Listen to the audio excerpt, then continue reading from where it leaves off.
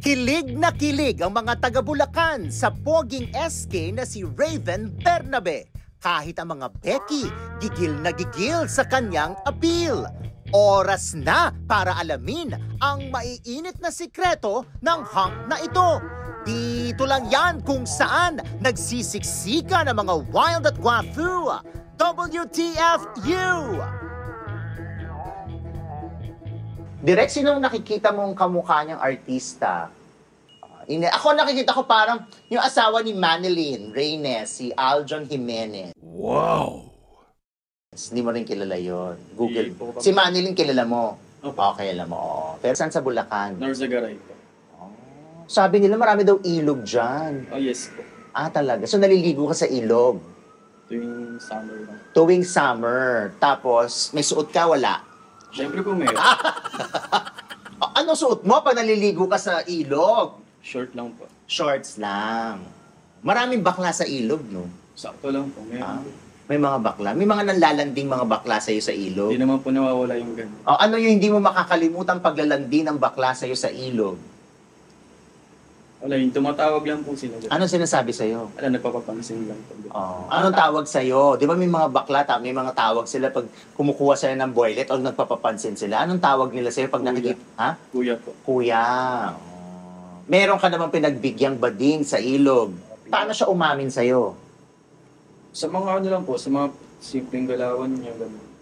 Paano simpleng galawan? Hindi niya sinabi, hinawak-hawakan ka, gano'n? Hindi naman po. Yung, kumbaga madikit siya, gano'n. Madikit. Ano ang idinidikit niya sa'yo? Libreng mapapanood ang ilan sa mga uncut episodes ng WTFU. Mag-sign up lang gamit ang link sa description box.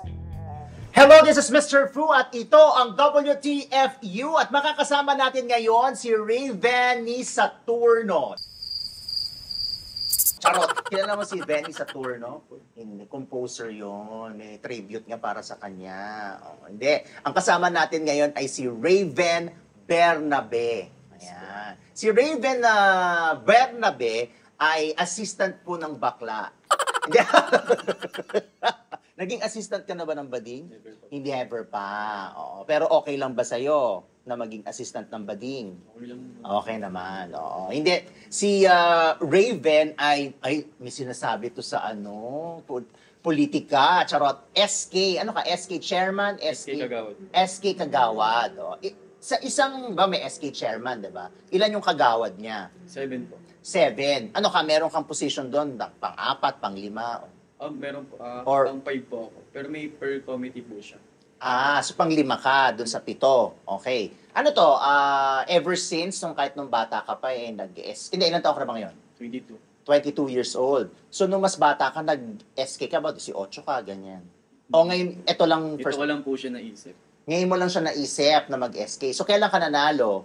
Dito lang last year lang po. Last year. Kasi parang ibang election yan sa Opo, magkaiba po sila. national election, syempre. Iba rin ba yan sa barangay? O magkasabay? Hindi po. Iba pa rin? Iba po yung sa bahay. Iba pa rin, hindi sila magkasabay. Okay, so SK ka, ngayon mo lang naisip, bakit mo naman naisip? Bigla na lang po siyang syempre. Iba pa rin po yung maglingkod ka sa kapwa mo mga kabataan. Wow! Merong public service. Puso para sa public service. So, meron ba nag-influence sa'yo na, meron ka kasing tatay na captain o meron kang lolo na ganito? Wala naman po sa lahi namin. Pero yung mga kaibigan ko po, ganun sabi, umabol daw po ako. Pero tinry ko naman po, ayun, sa awa po ng Diyos, nanalo naman. In fairness. Bakit yan ang naisip mo? Meron ka bang plano na mas aspire ng mas mataas na Sa posisyon? ngayon po, di ko pa po siya naiisip eh. Pero gusto mo maging politiko? Kung sakali po, pwede naman po. Talaga. Anong klaseng politiko? Siguro magsimula po muna tayo sa kapitan, kagawad, ganun. Kapitan, Paakyat ng kagawad, paakyat. paakyat ng paakyat hanggang maging presidente ng Homeowners Association. Hindi. Sabi mo may committee. Opo. So anong committee mo? Peace building and security. Peace Building po.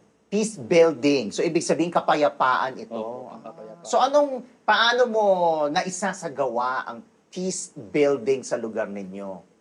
Noong nakaraan po, may project po ako na nagpapatarpaulin Nagpapatarpaulin. Opo. Ayun naman po. Anong laman ng tarpaulin? Nakahubad ka tapos nakataas yung kilikili Hindi naman po mo. ganun. Ano? Yung mga, yung pagpapaalala po tungkol sa mga, Kaayusan. ayusan. Talaga. Rumuronda rin kayo, ganyan. May papaprogram po kami. Opo, murunda po kami, clean up drive, mga ganun. Pero hindi pa, sorry, barangay, ano pala yung, Opo. barangay Kagawad yung gano'n, na Opo. nagro-ronda na may dalang, pamalo. Oo. Barangay Tanod. Barangay Tanod pala yun. Okay. So, yung SK din. Pero kumbaga, nagbabahay-bahay kayo kapag may mga programa kayo, ganyan.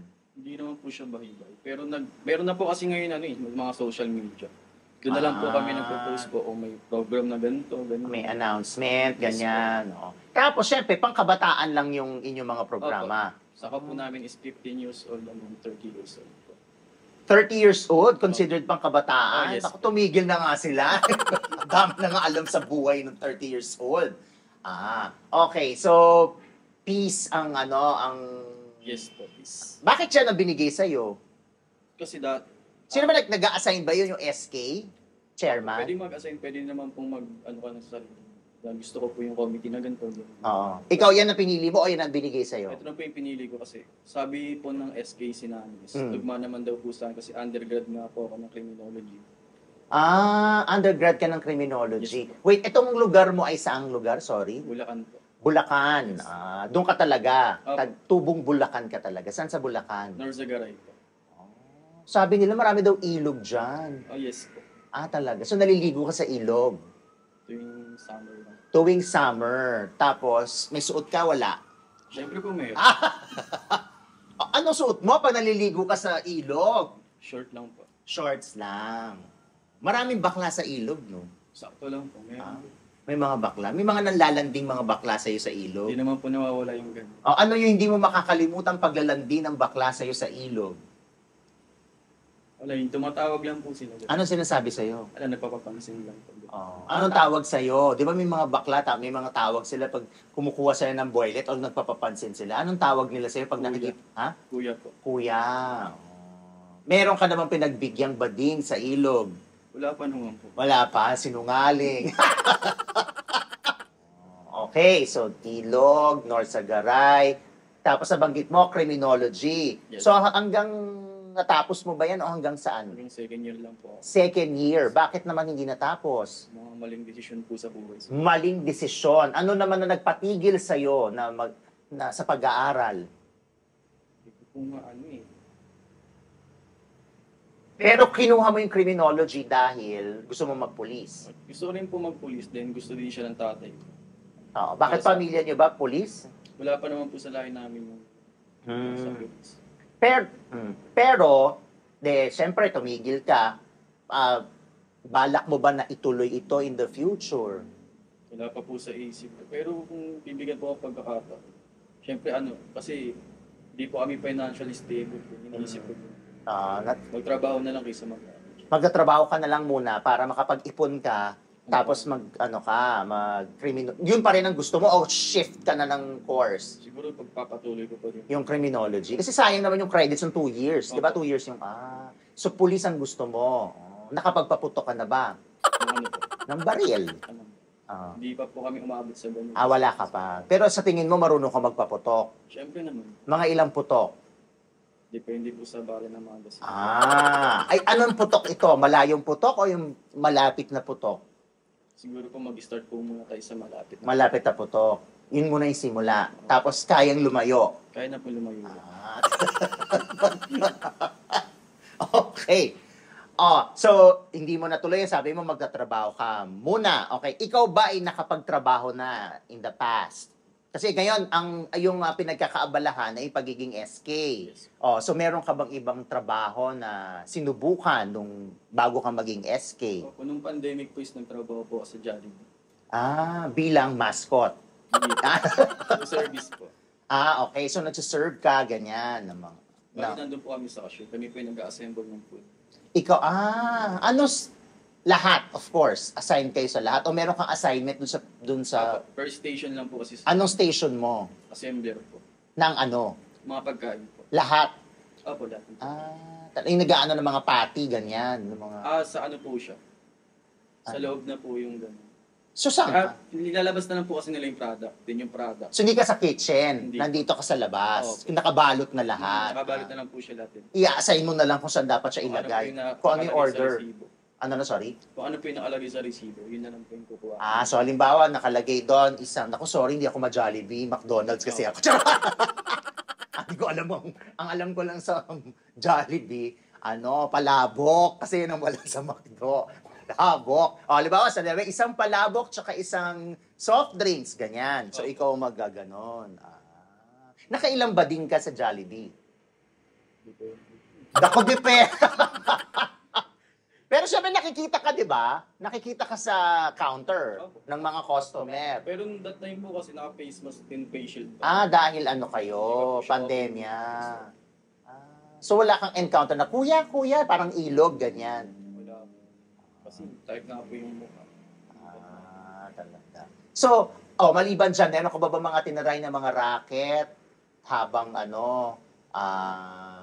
naghahanap ka pa ng sarili mo? Charot.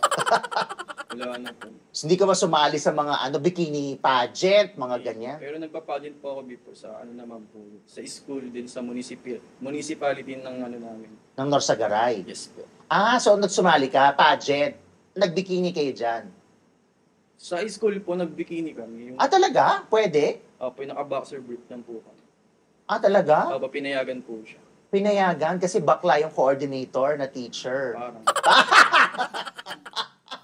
Talaga? Pwede pala yun? Nangyari po siya nung. Kasi ako, natatandaan ko mga pwede. Sportswear, yan. Pero syempre, walang may nangahas.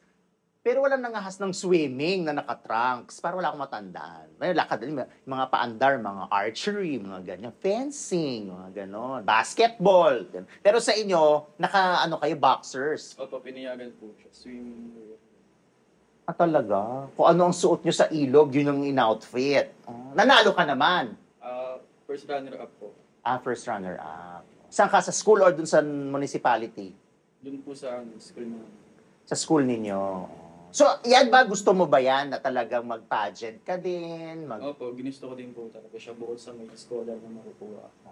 Hindi, yung mga national pageant, yung mga bikini model, nakikita mo naman, di ba? Yung mga lalaki ngayon, ang daring, mga nakatibak, tas rumarampa. Tapos, may premyo, tsaka may pakorona at pasash. Willing ka ba na gumawa ng ganon? Okay lang naman po. Kung may opportunity siguro. Ngayon po kasi wala pa masyado. Pero willing ka naman? Willing naman po. Willing ka magsuot ng tibak, ganyan? Papakinis po siguro muna. Mapakinis. Bakit? Makinis ka naman Tsaka dark yung kulay mo, Pinoy na Pinoy. Pero, willing ka magtibak basta makinis ang puwet. Opo, siguro. Dahil dyan, may sorpresa kami sa'yo. Meron kaming ekspertong inimbitahan na nandito ngayon na ang kanyang expertise ay magpakinis ng puwet.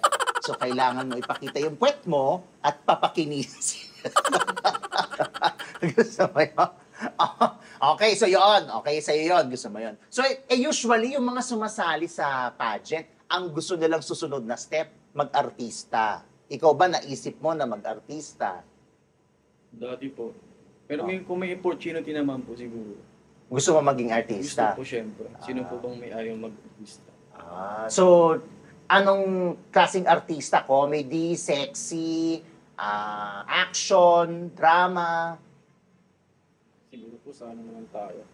Sexy na lang. Sexy na lang. Mga Viva Max, kaya mo. Depende. Ito na naman, papapakita na naman ng puwet. Ipagpalagay nating makinis na ang puwet mo. Pwede ba bang ipakita ang puwet sa isang pelikula? Puwet mo, syempre. Pwede naman. Pwede. Yung harap. Malaki ang bayad. Hindi po siguro. Hindi mo kaya. Hanggang puwet lang. Hanggang back lang po. Hanggang likod lang. Syempre, pag babae ang kapartner, payag. Syempre, babae na yun. Palag. Halimbawa, gay film. Bading ang kapwa-aktor ang kaeksena. BL series, yung mga ganyan, papayag ka. Hindi ko po sure. Siguro, undecided pa po sa ngayon.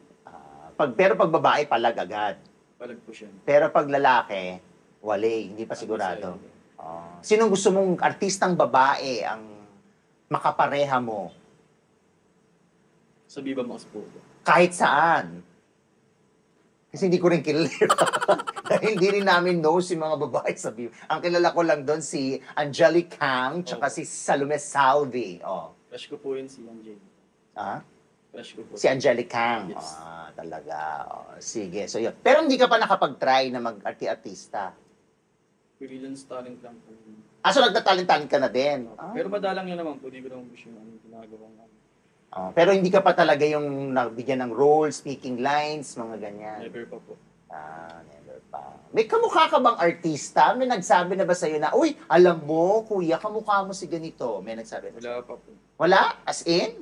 Direct, sinong nakikita mong kamukha niyang artista? Yes. Kilala mo ba si Ines Veneracion? Si Ines Veneracion ay matagal na karelasyon ni Mon Confiado. I'm sure hindi mo rin kilala si Mon Confiado. Uy, Wow! hindi nawawala ng pelikula si Mon Confiado. Sahog si Mon Confiado sa lahat ng pelikulang Pilipino. Hindi mo kilala si Mon Di po Confiado? kami. Mayaman yun. Si Ines hindi mo rin kilala. Di- Sexy star yun nung araw. Anong sikat na movie ni Ines Veneracion? Dapat din ako. Yada! Viva ata yan! Tama din. Google mo si Ines Veneracion. Si Mon Confiado, lahat ng pelikula, naku, hindi successful ang pelikula pag walang Mon Confiado sa billing. Lahat ng mga historic films, nandun si Mon Confiado. Yata! Diba? In fairness. Yung paborito ko nga horror film na Feng Shui. One ha, yung iba kasi di ko na-bet, yung one, nandun din siya. Ako nakikita ko parang yung asawa ni Manilyn Reynes, si Aljon Jimenez. Wow! Hindi mo rin kilala yon. Google. Hindi po. Si Manilyn kilala mo? Opo. Okay, alam mo. Pero medyo parang ka-fest mo rin si Aljon. Okay. Dahil dyan, alam mo kadalasan, may mga ginigest kami rito na pagka-guest dito, bigla na lang may mga lumilitaw na mga scandal. May mga lumilitaw na lang na mga video na mga ginagawa, bigla na lang na-upload na, nag-guest to ng WTFU, nag-guest to ni Mr. Fu. Meron ka bang ganyan na itatago para mapangunahan na natin sila? Wala naman po. Hindi po ako ganung klase. Sigurado ka, wala. Meron na bang humingi sa'yo ng video na, kuya, sa social media mo, pahingin naman ng video, give kita ng payment, ganyan. Ano naman po sa akin, yung na-encounter ko po kasi parang scammer po. Scammer? Paano sinabi? Sabi nila related daw po sila sa Viva Max. Mm. Mag-send daw po ng nakabikini. Pag-group. Okay. Nag-send ka. Hindi po. Hindi ko po kasi scammer na. Naramdaman mo na kaagad. Pero kung tingin mo legit, gagawin mo. Parang sa akin po kasi hindi naman po ganun. Siyempre mababa ka lang. Pababa ka pa lang. Bibigyan ka agad ng opportunity sa ganun. Kaya, Hindi, kung halimbawa yun ang requirement, padala ka ng naka-bikini, payag ka naman. Kung legit po. O legit, papayag ka naman. Pero wala ka na itatago na video na bigla na lang lilitaw dyan. Wala po. Yung mga nakikita mo sa Twitter, di ba, ang dami may mga doon, eksena ng lalaki, sa babae, ganyan. Yung iba doon, parang content talaga nila. Papayag ka ba na gano'n ng content? Meron kang ka-eksenang babae, tapos talagang hardcore all the way. Pero may bayad naman, kasi nga content siya eh. Papayag ka? Hindi po. Hindi. Hindi po siya national TV siguro. Hindi national... Hindi, sige, sasabihin niya, sige, i-air natin sa national TV. So, ibig sabihin, hindi mo kaya yung mga ganun para scandal effect, ganyan. Hindi po. Kahit yung solo video, ganyan. Wala. Never po. Never. Sigurado ka dyan. Yes. So, wala ka pang nakaka-relasyong bading ever? Opo, wala po. Wala pa. Pero bukas ba ang puso mo na makipagrelasyon sa bading? Hindi ko pa po masasagot sa ngayon.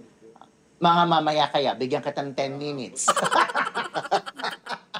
hindi mo pa Never pa po siya sumagi sa isip ko na kung makikipagrelasyon ka. same sex. Okay. Meron na ba nanligaw sa'yo na bading or kapwa lalaki? Marami po nang chat mga nagpaparamdam. Okay. Hindi naman, dahil nga po hindi ako interested. Hindi mo sinasagot. Okay. Ano hindi mo makakalimutang offer ng bading sa mga nag-chat sa'yo? Ayun nga po, 5K daw.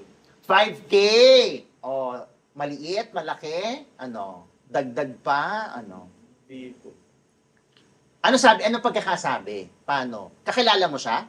Hindi po, Random na tao lang sa social media. Okay, so nag-message siya sa'yo, nag-offer siya ng 5,000 pesos, tas ano daw ang kapalit? Eh nga po, yung alam mo yun. Ay, hindi ko alam. Hindi naman ako ang kausap. Ano, booking, ganyan. Opo, parang gano'n. So, saan kanya pinapupunta? Wala pa po kasi yung pagkasabi pa lang po niya na gano'n, hindi ko na po siya agad nireply. Hindi na umusad ang usapan. Kasi ang una niya talagang kagad na sinabi ay 5K. Parang payag ka ba sa halagang 5,000? Eh kaso ang liit, kaya hindi ka pumayag. Hindi naman. Hindi po tayo papayag sa gano'n. Hindi kayo papayag sa ganon. Magkano dapat? Hindi ko rin po. Pero hindi mo siya kilala. Hindi ko po talaga siya. Sa mga kakilala mo, na akala mo, kaibigan mo, akala mo, tapos bigla na in love sa'yo, na bading. Meron naman pong gano'n. Oh. Pagkakataon. Ano naman ang eksena dyan? Parang normal lang. Parang kaibigan pa rin po yung tingin ko sa kanya kahit magkakapit. Paano siya umamin sa'yo? Sa mga ano lang po, sa mga simpleng galawan niya, gano'n. Paano simpleng galawan? Hindi niya sinabi, hinawak-hawakan ka, ganon? Hindi naman po. Yung, kumbaga, madikit siya. Gano'n. Madikit. Ano ang idinidikit niya sa'yo? Sarili niya. Yung sarili. Saan niya idinidikit? Saan niya Nakakasama ko, yung tao po kasi nakakasama ko din. nakakasama mo? Dahil siya ay kaibigan, kaklase, Kakilala po. kakilala, kasama sa lugar, sa area Oh, yes. niyo. So, pag nalaramdaman, pero ano itsura niya? Bading talaga, babaihan, ganyan? O Bading naman po siya, pero lalaki pa din siya. lalaki pa rin siya manamit? Tapos, pero kilala siyang bading sa lugar, para gano'n. Tapos, dinidikit niya yung katawan niya sa'yo. Hindi naman po katawan. O ano? Yung Kamay lang. Pasensya lang daw po. Pero hindi siya umamin sa'yo na mahal kita, love kita. Umamin naman din. Umamin siya. O ano? Chat naman po. Na gusto ka niya. O anong ginawa mo? Wala lang. Sabi, Binalak mo. hindi naman po. Kasi para sa akin, malapit na magkaibigan pa naman dito.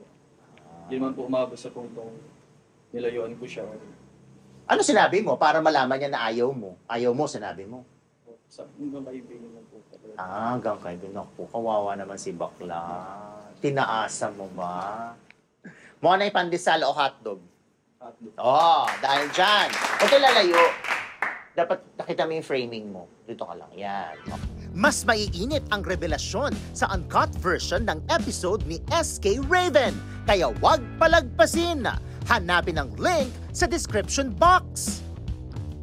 Okay, andyan. Mag-invite ka na sa iyong mga social media accounts. Hello po, I'm Raven Bernabe. I-like niyo po yung Facebook. Raven Bernabe. Wala naman po Yun na. wala ko masyadong... Yun na yun. Okay, sige. Maraming salamat. Maraming salamat po sa inyong lahat. Huwag kakalimutan mag-subscribe sa WTFU sa YouTube, Facebook, Patreon, at syempre sa channelfu.com. This is Mr. Fu. Man, ganon! Matrona o bading? Ano ba dapat sa tao? Pinapamuka, pinapalunok, o pinapadikdik? Ano yung pinaka-wild na selfie video ang nagawa mo?